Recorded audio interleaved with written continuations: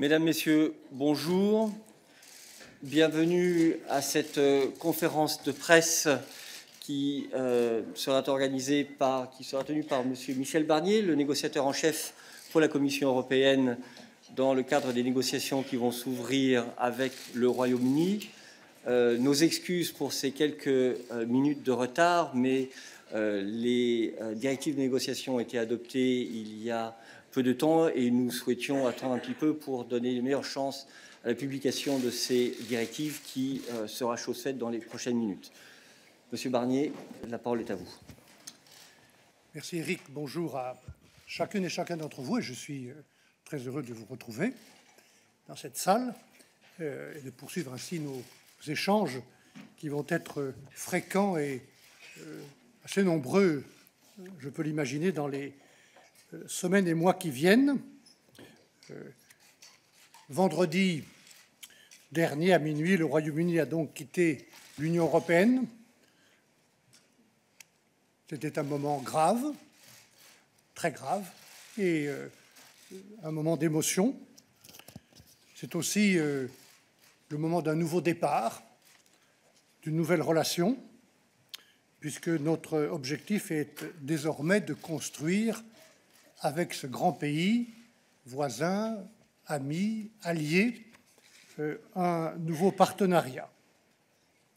Aujourd'hui, dans le même esprit de transparence qui a été le nôtre, qui a été la règle lors de toutes les négociations sur le retrait, nous présentons le projet de directive de négociation, ce qu'on appelle le mandat, sur la nouvelle relation, ce document que la Commission a adopté il y a quelques instants et que vous aurez entre les mains dans les minutes qui viennent. Que vous avez entre les mains, si vous le voulez bien.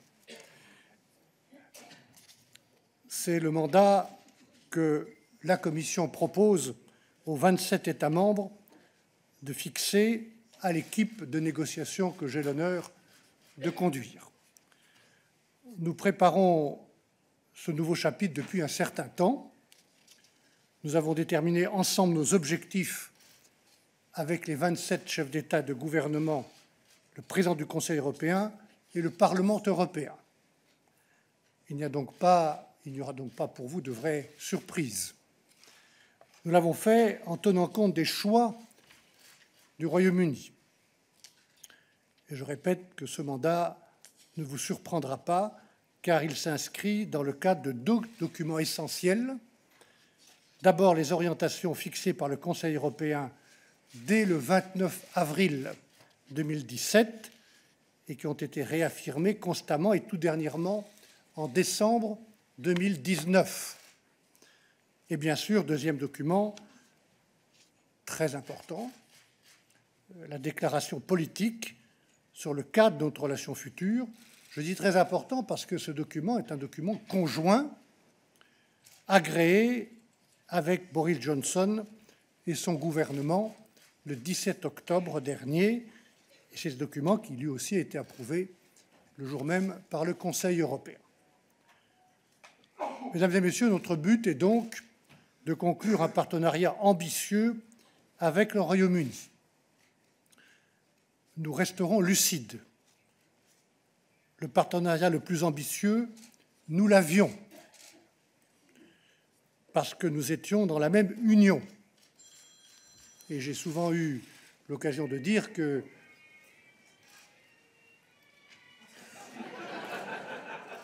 Could I ask everybody please to put your phones on silent? Thank you. C'est dommage parce que c'était une jolie musique. Hein. This is like a cinema. Moi, je ne fais pas de cinéma. Hein. Je recommandais simplement que nous restions lucides et qu'on n'oublie pas que, comme je l'ai dit souvent, notamment en présentant les fameux escaliers, que la meilleure relation avec l'Union européenne est et restera d'être membre de l'Union européenne.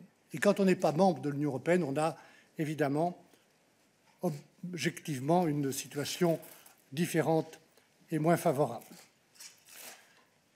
Nous devons maintenant tirer les conséquences des choix réalisés par le Royaume-Uni. Le choix de quitter l'Union européenne, c'est fait.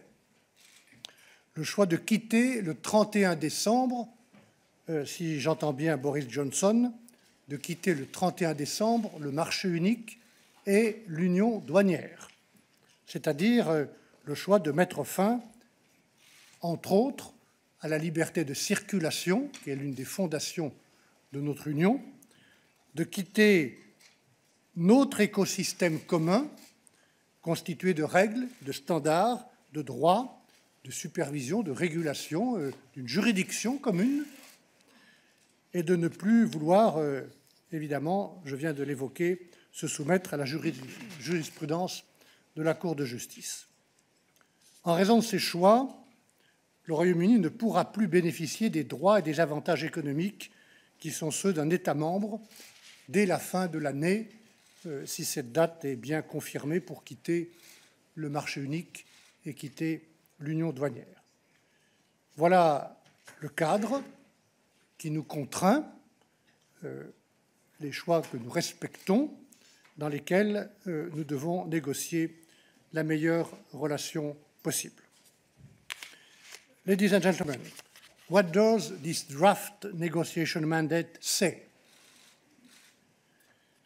Let me briefly present, with the help of this slide, its three main chapters relating to, number one, our economic partnership, number two, our security partnership, number three, the institutional framework of governance of our future partnership. And firstly, economy.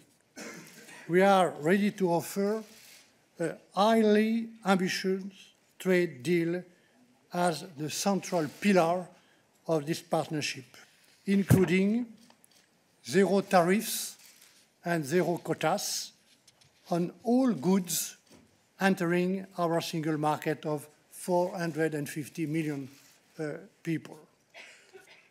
An ambitious free trade agreement in services with wide sectoral coverage, ranging from business services to telecommunications or environmental services.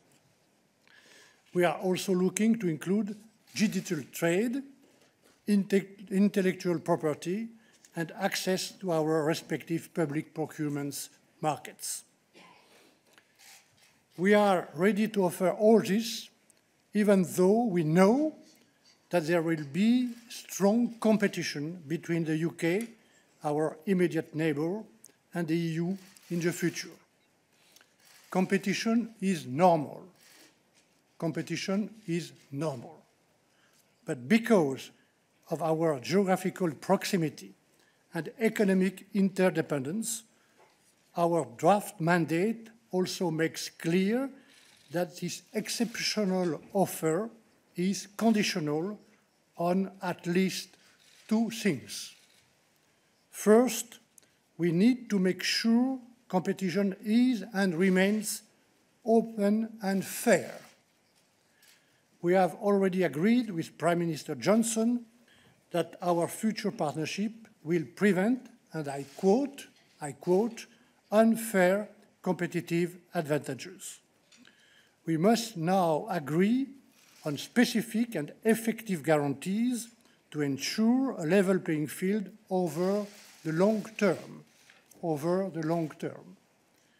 That means mechanism to uphold the high standards we have on social, environmental, climate, tax and state aid matters today and in their future developments. Second, our free trade agreement must include an agreement on fisheries. This agreement should provide for continued reciprocal access to markets and to waters with stable quota shares.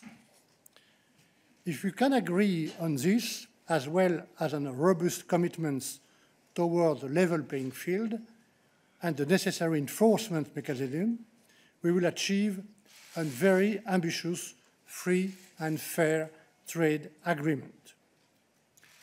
Ladies and gentlemen, it is important, however, to understand that even if we do achieve such a best-in-class free trade agreement, it will not be business as usual. We will have two separate markets instead of one single market. Rules of origin and customs formalities will apply between the UK and the EU. Access to the EU market will be subject to certification and market authorization and supervision activities. There will be no harmonization or mutual recognition of rules. This means, for example, that UK financial services suppliers will no longer have the passporting rights they used to enjoy under Union legislation. All imports of goods or services supplied in the EU will need to comply with the EU rules, be it on safety, health, or other standards protecting our public policy objectives. As a result, goods entering the Union will, for example, be subject to regulatory checks. Ladies and gentlemen, these are the automatic, and if I may say, mechanical consequences of the UK's choices. And businesses must adapt now to this new reality. Of course, where our rules converge, either because the UK chooses to match our standards or, for example, where activities are subject to international regulations that we share, it will be easier for businesses to exchange between both sides of the channel.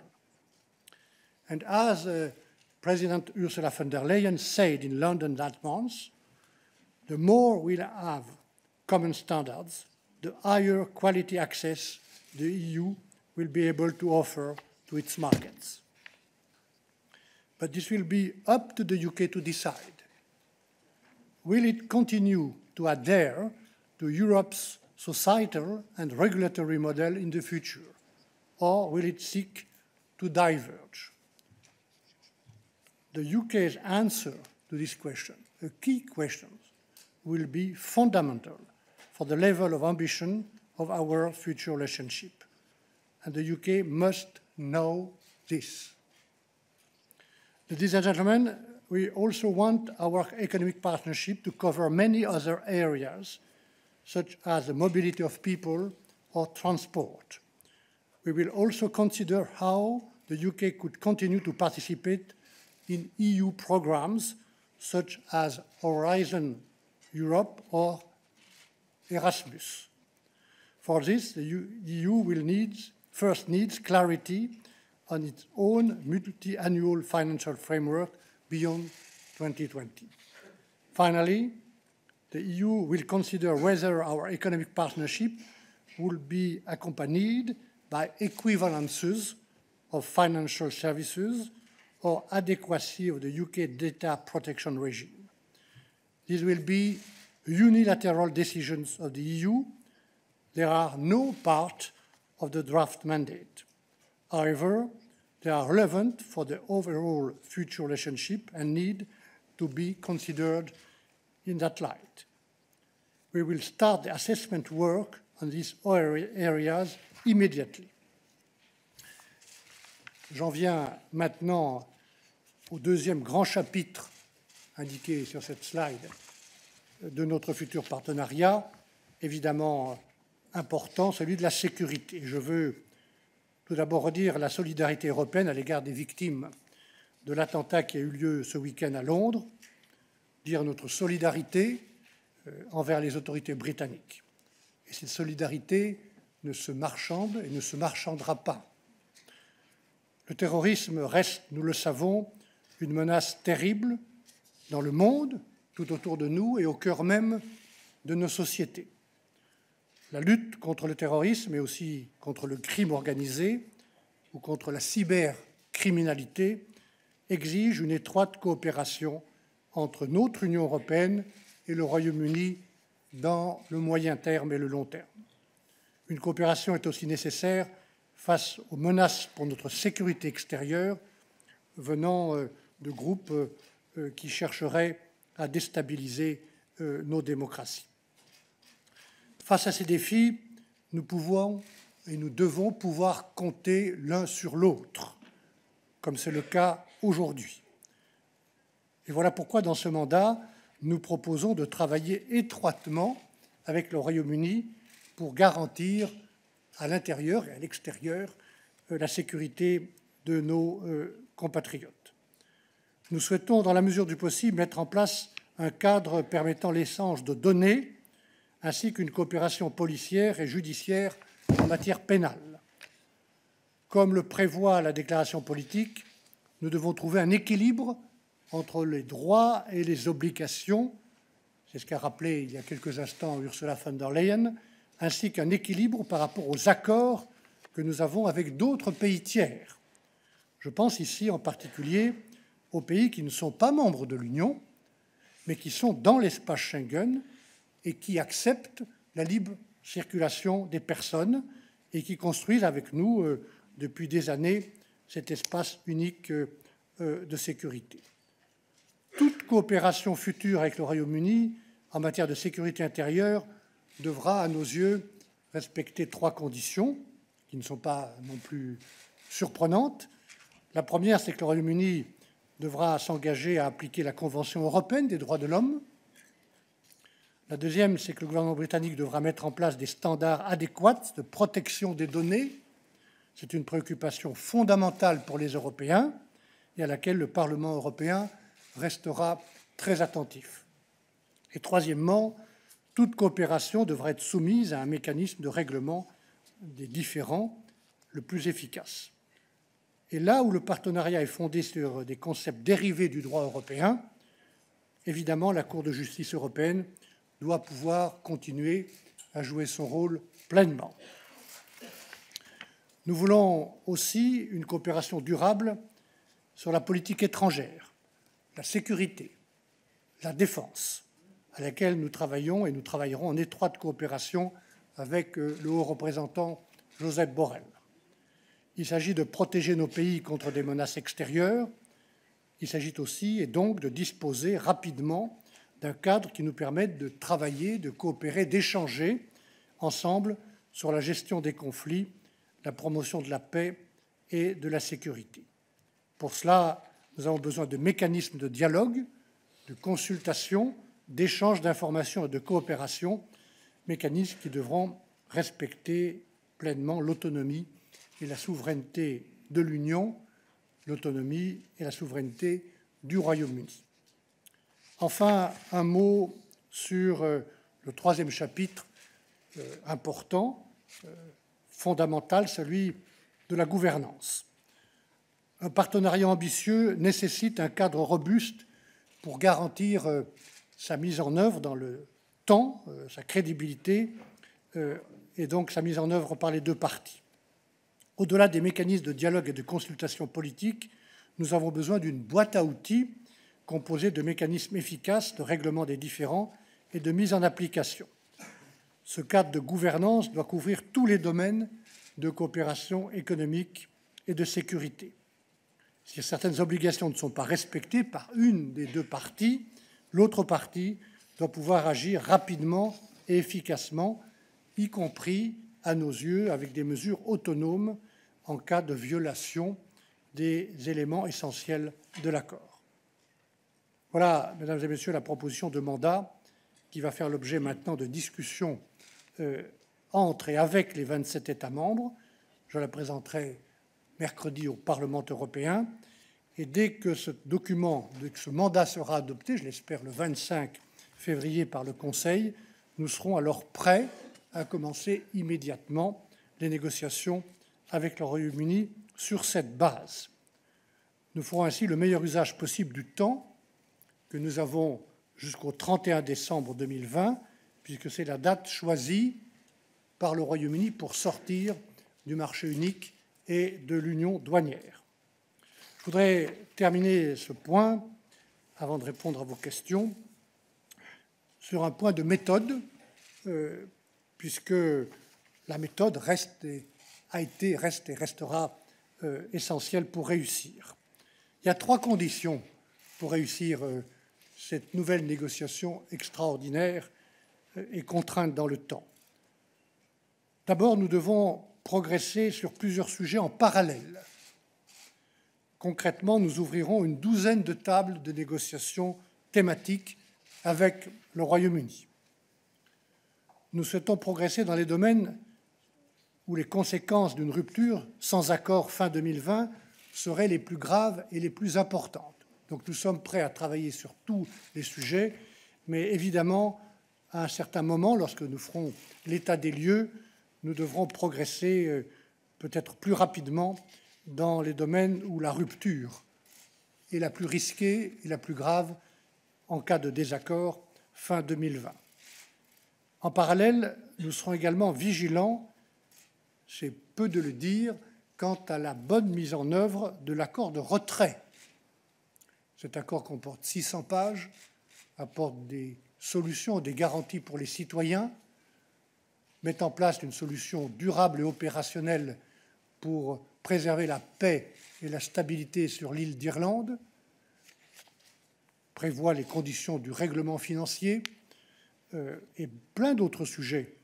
Nous serons vigilants, c'est aussi une des missions qui m'a été confiée par la présidente de la Commission, à la bonne mise en œuvre de cet accord de retrait. Et j'aurai l'occasion, à des espaces réguliers, de rendre compte de la mise en œuvre dans toutes ces dimensions de l'accord de retrait publiquement. Si nous voulons vraiment avancer dans ces négociations, il est important que la confiance et la crédibilité de nos accords soient claires et garanties. La deuxième clé pour réussir, c'est que nous avons toujours besoin d'un niveau élevé de transparence dans toutes ces négociations.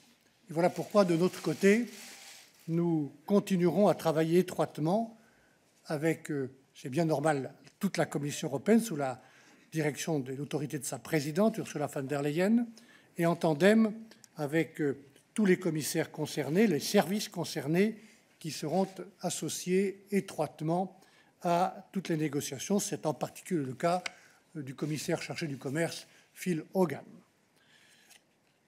Nous continuons à travailler étroitement avec le Conseil européen, le président Charles Michel et les États membres, notamment le soutien du groupe de travail du Conseil, qui est un élément clé de cette transparence et de cette confiance, le groupe de travail qui est chargé des relations avec le Royaume-Uni, auquel nous rapportons sur une base quasiment hebdomadaire. Et bien évidemment avec les membres du Parlement européen, sous l'autorité du président Sassoli, et en lien avec le nouveau groupe de coordination pour le Royaume-Uni, animé et présidé par David McAllister. J'ai l'honneur d'être négociateur de ces institutions et je continuerai à agir comme tel au service de toutes les institutions et de l'unité des 27. Je continuerai également, peut-être même en intensifiant, à dialoguer avec les parlements nationaux dans chacun des 27 pays de l'Union, à écouter toutes les parties prenantes, les syndicats, les stakeholders, les représentants professionnels, pour veiller à un équilibre de tous les intérêts représentés. Et puis, comme nous l'avons fait tout au long de la négociation sur le retrait, nous publierons régulièrement tous nos documents de négociation. Et puis moi-même, si vous le voulez bien, je vous tiendrai personnellement informé de ces progrès, je l'espère, à la fin de chaque round de négociation. La troisième clé, c'est que nous voulons négocier dans un esprit de respect mutuel et de professionnalisme. Ce sera dans tous les cas mon attitude et celle de mon équipe. Je voudrais peut-être montrer cette équipe, si on peut appuyer sur la... Voilà. C'est important de savoir le visage des hommes et des femmes qui animent cette équipe. J'espère que ça viendra. Cette équipe est animée à mes côtés par deux nouvelles responsables de très haute qualité, Clara Martinez, mon adjointe, qui est ici, et Paulina Dejmek, qui se trouvent d'ailleurs devant le groupe du Conseil en ce moment. Vous les connaissez et elles seront aussi disponibles pour les dialogues que vous souhaiterez. Et je veux simplement observer, parce que j'ai une pensée pour elles, que ce nouveau tandem de femmes fortes et compétentes remplace un autre tandem de femmes fortes et compétentes, Sabine Veillante, qui est aujourd'hui directrice générale du commerce, et Stéphanie Rizzo, qui est aux côtés de la présidente comme la chef adjointe de son cabinet. L'une et l'autre, d'ailleurs, ne sont pas très loin, vous le comprenez, des négociations post-Brexit. Comme lors des négociations précédentes, avec mon équipe, nous négocierons de bonne foi. Au nom des 3 institutions de l'Union européenne, nous négocierons pour défendre et faire avancer les intérêts de l'Union, les intérêts de ses États membres, de ses citoyens, de ses entreprises, de ses chercheurs, tout en essayant de trouver des solutions qui tiennent compte, comme je l'ai toujours fait, des choix britanniques. Enfin, je formule l'espoir sincère que chacune des 2 parties aborde ces négociations comme doivent le faire des amis et des partenaires, et dans le respect, permettez-moi de terminer sur ce point, d'un calendrier de négociation très exigeant que nous devrons respecter dans toutes les étapes qu'il comporte et qui sont indiquées sur cette dernière slide. Voilà le propos que je voulais vous tenir en vous présentant ce mandat de négociation, en vous précisant que tout à l'heure, à 12h30, vous pourrez poursuivre cet échange avec Clara et Paulina, qui viendront faire ce qu'on appelle un briefing technique pour entrer dans les détails où je n'aurais pas pu entrer moi-même. Je suis à votre disposition. Merci, Monsieur Barnier. Nous allons commencer avec une question ici sur la gauche. Hi, Francesco Arascio, Reuters. Mr. Barnier, can you elaborate a little bit more on what you said about the mechanism to uphold high standards on social, environmental, state aid? Does that require an alignment with the EU rules? And is this alignment a precondition for quota-free and tariff-free trade? And also, would you say that a Canada-style deal is your goal and could be achieved by the end of the year, by October? Thanks.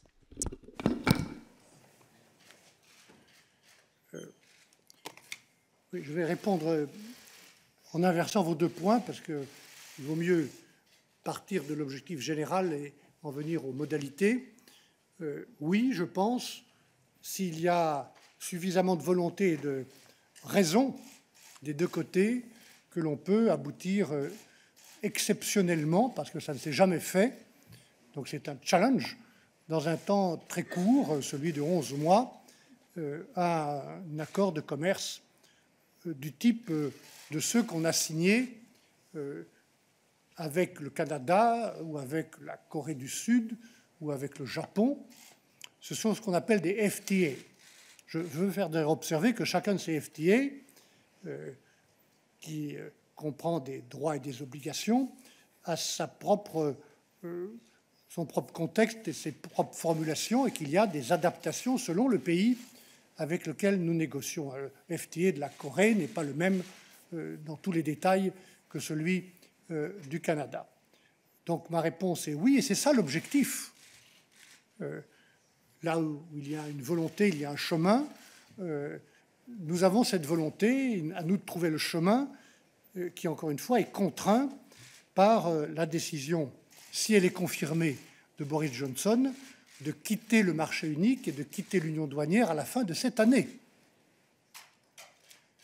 Et la question, c'est, en effet, est-ce qu'il quitte le marché unique et il quitte l'union douanière avec un accord ou sans accord?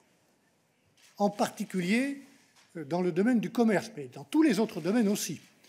Dans le domaine du commerce, c'est sans doute là, avec la pêche et dans d'autres sujets liés à la sécurité, où se trouvent les risques de cliff edge ou de rupture les plus graves. Et donc, nous allons donner une attention particulière à cette négociation. Et vous parliez du modèle Canada, j'ai parlé des autres modèles de FTA, parce que quand on tient compte, et nous en tenons compte des lignes rouges britanniques, évidemment, on aboutit, c'est mon fameux escalier, à ce modèle-là de coopération économique et pas à un autre. même si tous les autres modèles restent évidemment disponibles si on avait plus d'ambition. Alors, j'ai dit, chaque modèle de FTA a ses propres contours et chacun de ces accords comporte des droits et des obligations. C'est ce qu'a rappelé tout à l'heure de manière très claire et une nouvelle fois Ursula von der Leyen. Et dans les exigences que nous posons, il y a évidemment la question du level playing field. Je veux dire à ce sujet qu'il n'y a pas de surprise. Il ne peut pas y avoir de surprise du côté britannique, si on est de bonne foi, puisque dans le texte de la déclaration politique, je vous invite à le relire, c'est plus facile à relire que le traité de retrait, c'est quelques dizaines de pages, il y a des phrases extrêmement claires dans les objectifs et les principes du partenariat économique sur les marchandises, où il est question de level playing field, et il y a même un chapitre entier consacré à la description de ce level playing field et l'objectif d'une fair and open competition.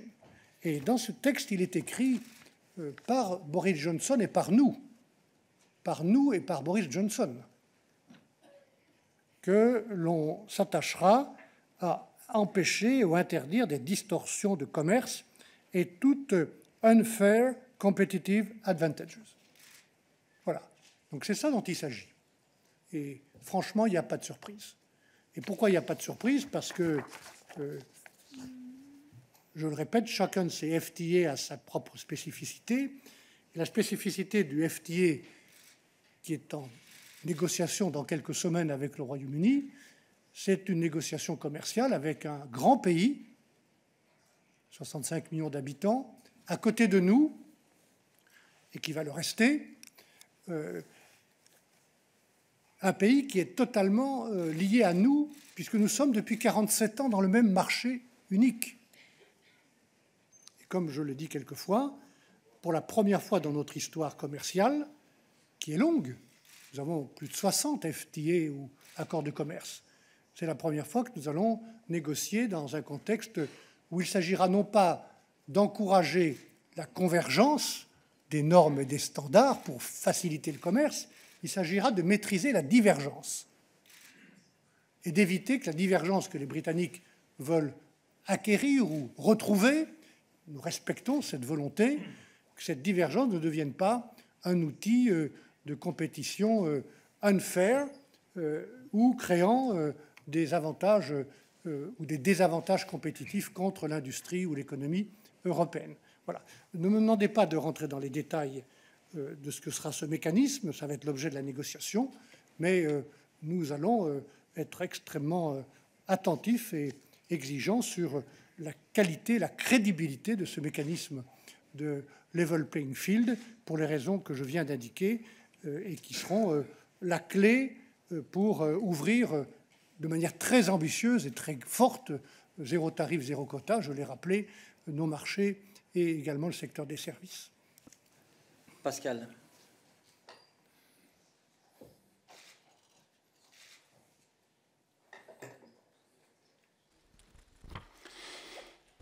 Oui, Pascal Virdeau, France 3. Bonjour Michel Barnier. Dans une interview récente, Tony Blair demandait à son gouvernement d'apporter un petit peu plus de clarté sur ses objectifs.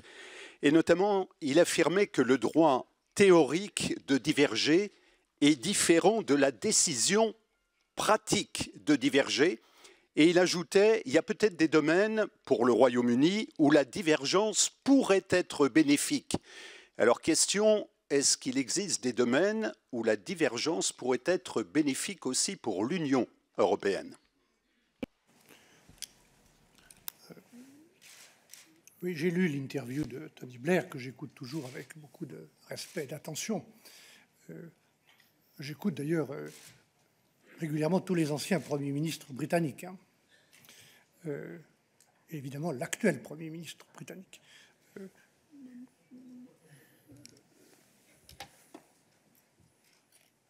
nous ne demandons pas d'alignement. Je sais que ce mot est une sorte de chiffon rouge au Royaume-Uni.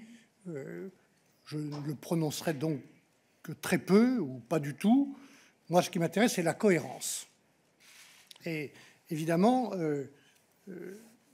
si l'on demande, comme je l'entends du côté du Royaume-Uni, un accès très large au marché de 450 millions de consommateurs européens, 450 millions, zéro tarif, zéro quota, ça ne se fera pas pour rien ou dans n'importe quelle condition. Nous sommes partisans du libre-échange, nous ne serons pas naïfs. Et donc,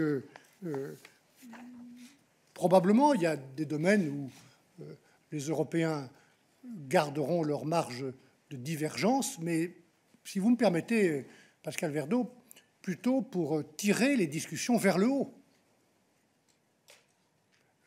Est-ce que c'est le moment, dans le monde où nous sommes, compte tenu de l'inquiétude, parfois de la colère sociale qui s'exprime un peu partout, y inclut dans certaines régions britanniques, et françaises ou belges ou d'autres régions d'Europe, est-ce que c'est le moment de tirer vers le bas en utilisant la compétition réglementaire pour baisser les normes, les standards qui protègent les consommateurs, protègent l'environnement? Moi, je ne le crois pas. Donc, nous savons bien qu'il y aura de très larges chapitres où, d'un côté, l'Union européenne, de l'autre côté, le Royaume-Uni garderont cette capacité de divergence. Ce qui m'intéresse dans ce cas précis, puisque c'est de la négociation elle-même que je veux parler, c'est de voir, s'agissant des produits, il y a inclus les produits agricoles et de la pêche, qui entreront sans quota et sans tarif, si nous aboutissons à ce bon accord, de voir que ces produits et ces marchandises entrent dans des conditions loyales de compétition avec nous. Et donc, je pense par exemple à la question des aides d'État.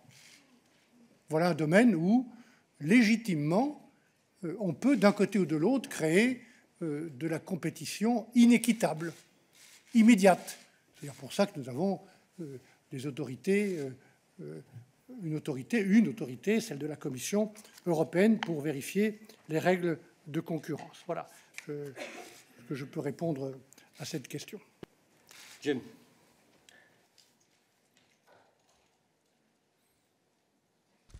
Thanks very much, Jim Brunsden from the Financial Times. Just here in the middle. Thank you. Hi. On the role of the European Court of Justice in policing any future relationship agreement, this is obviously a red line for the UK, despite the fact it's mentioned in the political declaration. What exact role do you foresee for the ECJ here? Why is it so important to the EU to have it? And how do you justify this in a free trade agreement model? I mean, there isn't a big role for the ECJ in the Canada deal, for example. Oui, mais excusez-moi de vous dire que dans le partenariat que nous imaginons, il n'y a pas que le commerce, Jim. Il y a plein d'autres sujets. Je pense aux questions de sécurité, en particulier. Et nous voulons, dans tous ces domaines, une coopération forte. Mais si je prends la question de la sécurité intérieure, qui touche à la sécurité des citoyens, ensemble, alors on voit bien que travailler ensemble sur la sécurité intérieure avec les Britanniques exige des échanges de données, et notamment de données personnelles, et parfois très personnelles. Par exemple, l'un des sujets dans le chapitre sécurité intérieure que nous allons ouvrir concerne l'extradition. Qu'est-ce qui se passe pour le mandat d'arrêt? Concerne, par exemple, le système Prüm, qui touche à des informations concernant l'ADN des citoyens. Tout cela doit se faire en ce qui nous concerne, en ce qui concerne les citoyens européens dont je serai chargé de défendre les intérêts et la sécurité. Concerne des données très personnelles et doit se faire en ligne avec le droit européen. Et c'est là, par exemple, c'est un exemple très précis que je vous ai donné, où nous pensons que c'est durablement à la Cour de justice européenne de dire le droit européen et de le juger. Voilà. C'est aussi vrai, un autre exemple, pour un point de négociation avec les Britanniques sur le PNR, hein, la protection et le contrôle des passagers aériens. Tout ce qui touche à la sécurité des citoyens et tout ce qui, de manière générale, dans cette négociation, touchera de près ou de loin au droit européen, fera l'objet pour nous d'un recours à la Cour de justice.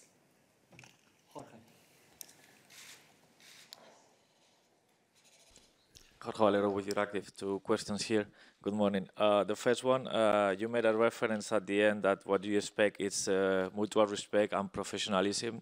So the comments that Boris Johnson made that they will walk away if they don't get what they want helps in that regard before the negotiation starts.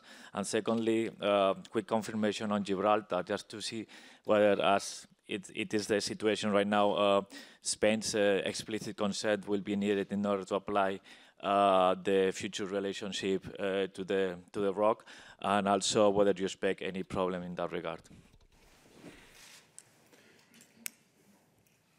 Je vous ai dit que j'écoutais attentivement le Premier ministre britannique, Boris Johnson, pour lequel j'ai d'ailleurs beaucoup de respect et avec lequel j'ai toujours eu une relation très, très directe et très franche. J'écoute aussi les ministres. Évidemment, il faut que les uns et les autres nous fassions attention à ce que nous disions, et je fais donc très attention à ce que je dis de mon côté. Moi, je ne vais faire aucun procès d'intention et je ne vais surtout pas, et certainement pas, me livrer avec des polémiques avec tel ou tel ministre ou le Premier ministre britannique.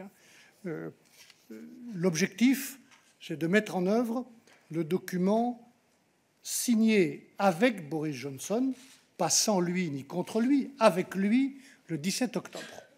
Chaque mot compte, et je peux vous dire que lui-même, son équipe, son cabinet ont fait très attention à chaque mot et à chaque virgule de ce texte de la déclaration politique, qui nous engage des deux côtés. Voilà. Et donc, ça, il s'agit de traduire dans un texte juridique ou dans plusieurs textes juridiques le contenu politique de cette déclaration, y inclut tous les mots que j'ai rappelés tout à l'heure concernant le level playing field. Donc, vous ne prendrez jamais l'Union européenne en défaut de manquer d'ambition dans cette négociation. Vous ne prendrez jamais l'Union européenne en défaut de manquer d'ambition. Mais nous défendrons, évidemment, en premier rang, les intérêts de l'Union, de ses citoyens et de ses entreprises. Sur Gibraltar, peut-être j'ai eu l'occasion d'évoquer cette question au cours de ma visite de travail chez le président Sanchez jeudi dernier à Madrid. Je veux simplement rappeler, conformément à ce qui est écrit dans les guidelines, en particulier en novembre 2018, que l'application territoriale du futur accord que nous avons négocié, qui fait l'objet de ce mandat, n'inclut pas le territoire de Gibraltar. Ce qui veut dire que ça n'exclut pas, à côté des discussions bilatérales qui ont lieu entre le Royaume d'Espagne et le Royaume-Uni sur Gibraltar, ça n'exclut pas une discussion que nous pouvons avoir sur certains sujets de compétences communautaires entre le Royaume-Uni et nous sur Gibraltar, mais que si c'est le cas, il y aura une table spéciale, parallèle, et le Royaume d'Espagne devra être associé et donner son accord à chacun des éléments de cet accord spécifique sur Gibraltar. Catherine, 2 questions encore. Catherine Fiore, EU reporter. Mr. Barnier, you said that the European Commission isn't acting in bad faith, but do you think that Prime Minister Johnson and the British government are acting in bad faith when they've made commitments in the political declaration and they appear to be jettisoning them already? And given what we've heard over the weekend from various politicians about the ECJ, level playing field fisheries, should the Commission not move to just implementing the withdrawal agreement and preparing for a Brexit cliff edge?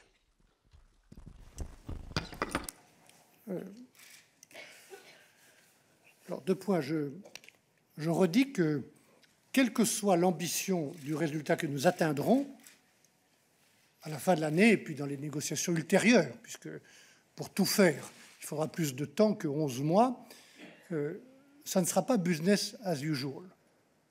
De toute façon, c'est pourquoi j'ai dit dans mon propos tout à l'heure que je recommande, du côté européen en tout cas, pas à moi de dire aux entreprises britanniques ce qu'il faut faire, mais du côté européen, je recommande à tout le monde de bien continuer maintenant à se préparer, de ne pas sous-estimer les changements qui, de toute façon, vont se produire, quel que soit le niveau du FTA, de l'ambition commerciale que nous atteindrons, parce que de toute façon, il y aura des changements, notamment sur le contrôle réglementaire des produits qui rentrent dans le marché unique.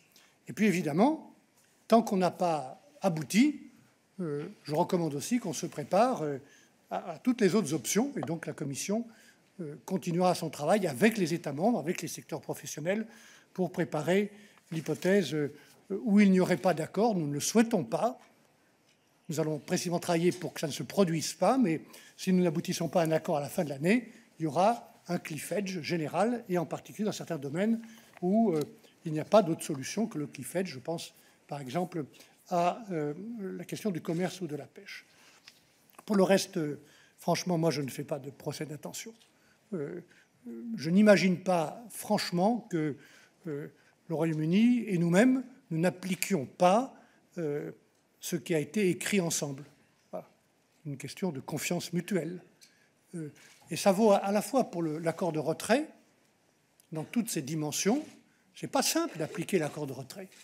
Ça demande de la vigilance, du travail en commun. Nous sommes prêts à le faire, notamment sur la mise en œuvre de l'accord du protocole en Irlande, où je me trouvais lundi dernier. Nous avons besoin de confiance mutuelle. Et d'ailleurs, je le dis en passant, la bonne mise en œuvre de cet accord de retrait sera aussi un signal de confiance mutuelle pour bâtir le reste. Mais je ne fais pas de procès d'intention. Je dis simplement que M. Johnson fixe un temps très court. Lui-même, c'est son choix, ce n'est pas le nôtre. On pourrait imaginer une prolongation de la transition, mais si je le comprends bien, il n'en veut pas. C'est lui qui fixe le moment où le Royaume-Uni va sortir du marché unique et de l'union douanière. C'est lui. Donc dans ce temps très court, nous devons progresser, nous devons avancer, nous devons réussir. Et je recommande vivement, pour réussir, qu'on ne commence pas par marcher à reculons. Last question for this round, because you have a second bite of the cherry at 12:30 during the technical briefing, since we're discussing Ireland, Patty. Yeah, but that's the rules of the game. I'm sorry. Paddy. Paddy Smith, Irish Times. I want to come back slightly on what you've just said, because I wanted to ask you about the relationship between the non-implementation of the withdrawal agreement, should that happen, and the negotiations that are going on in the future relationship agreement. Mr. Johnson in particular has repeatedly said that he doesn't see any need for any controls on the Irish Sea for goods passing across the Irish Sea and therefore entering the European market. If he doesn't make any preparations for controls and continues to insist that controls will not be necessary, will there be an effect on the negotiations on the future relationship?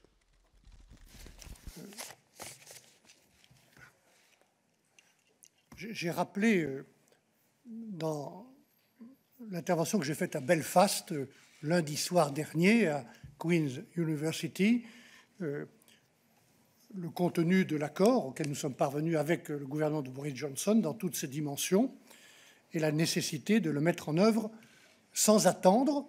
Nous avons d'ailleurs, je le dis en passant, dans notre équipe de la Task Force, une petite équipe dédiée spécifiquement et uniquement à la mise en œuvre de l'accord sur le protocole irlandais pour préserver la paix. Alors, qu'est-ce que vous voulez que je vous dise ?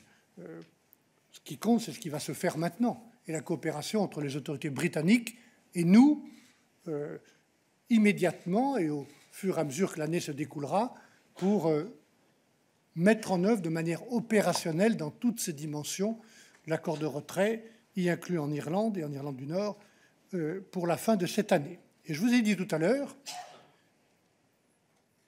moi-même, avant même votre question, que je rendrai compte régulièrement, publiquement, de l'état d'avancement de cette préparation qui sera un signe de confiance et de crédibilité de nos discussions, bien sûr pour le passé, mais aussi pour l'avenir. Et donc, quand je lis le protocole irlandais, vous y voyez l'engagement réciproque du gouvernement de Boris Johnson et de nous de mettre en place des contrôles sur les marchandises qui rentrent en Irlande du Nord. Encore une question? Oui, James. Thank you, Eric. Mr. Barnier, you've said that the final form of the trade agreement will be based on British choices. Boris Johnson will say today, in a couple of hours, that he will accept tariffs in order to have the freedom to diverge. So is there a Canada-style deal with fewer level playing field guarantees on the table? Do you think the British have moved the goalposts since the political declaration was agreed? And finally, can there be a free trade agreement without an agreement on fisheries, or is it conditional on an agreement on fisheries? Thank you.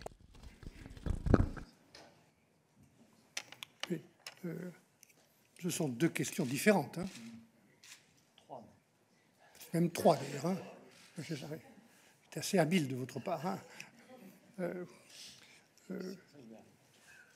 Ma réponse sur le dernier point que j'ai compris de votre question est claire. L'accord que nous souhaitons dans l'intérêt des pêcheurs britanniques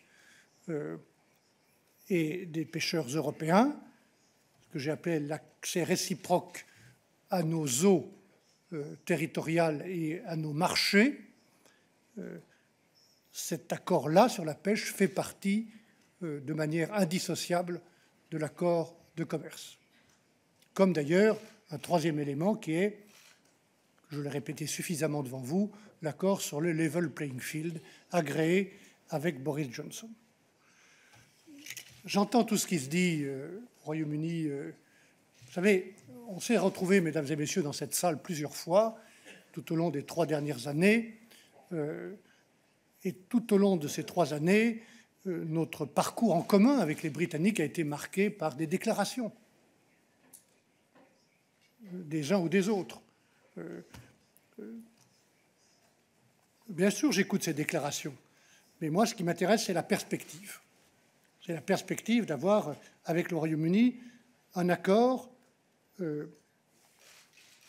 qui soit mis en œuvre, celui que nous avons signé notamment pour la paix en Irlande, et pour l'avenir, un accord qui préserve un commerce équitable et ouvert entre nous, parce que c'est évidemment notre intérêt commun.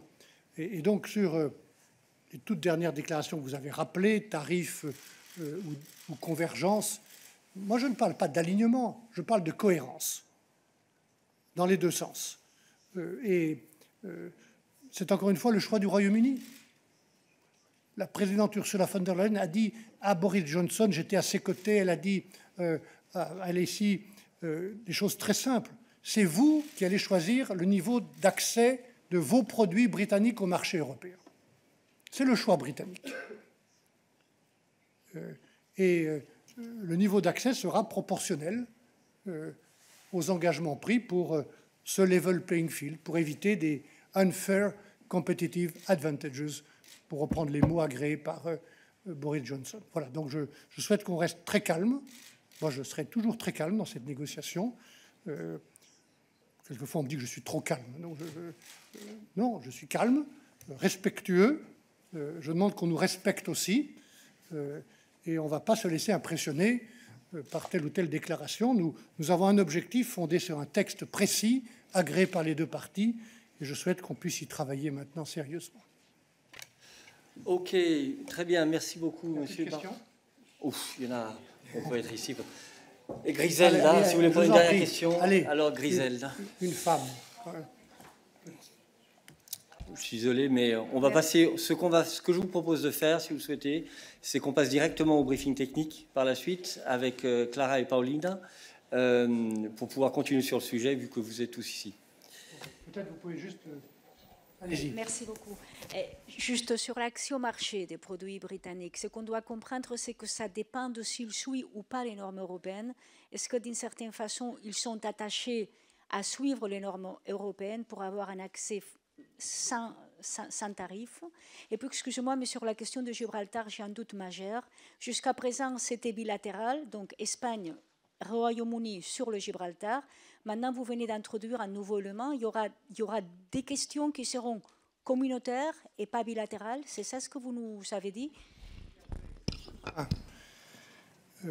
Dans l'intérêt commun de discussion entre le Royaume-Uni et l'Union européenne sur des sujets qui touchent Gibraltar, c'est ce qui est écrit, nous ouvrirons une table parallèle spécifique entre le Royaume-Uni et l'Union européenne, mais le Royaume d'Espagne devra sur chaque point donner son accord préalable. Voilà, c'est ce que j'ai dit. Mais ce n'est pas nouveau, hein. C'est pas nouveau. Voilà. Sur le marché, j'ai longuement expliqué ce que j'ai dit et je ne vais pas vous donner le résultat de la négociation au moment où elle n'a pas encore commencé, hein. Mais c'est clair, voilà, pour moi. Merci, Monsieur Barnier. Donc, je vous propose que nous passions directement au briefing technique avec Clara et Paulina, qui sera animé par Dan. Merci beaucoup. Merci à vous.